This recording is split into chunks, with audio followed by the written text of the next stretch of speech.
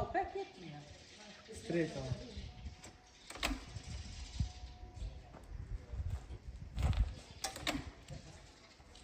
Assalomu alaykum hurmatli kuzatuvchilar. Men Xudo xolasa biza Qadar yerine geldik.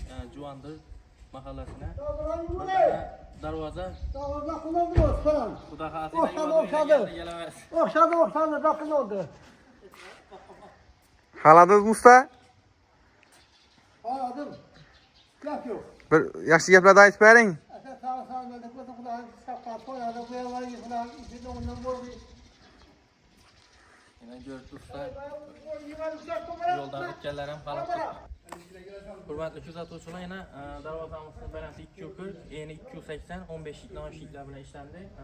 Davragining profillari 8/4 stenada, 1/8 Tashanada bo'ldi.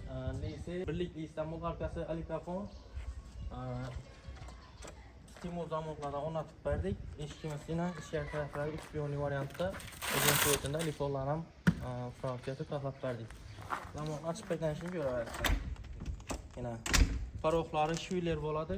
8/4lik va o'zini profil razmerida bo'ladi.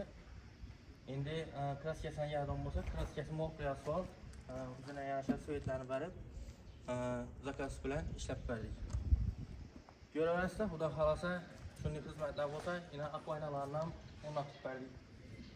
Tashqari tarafi mo'qli, ichkari tarafi oq, darvozalar pastga tushadi.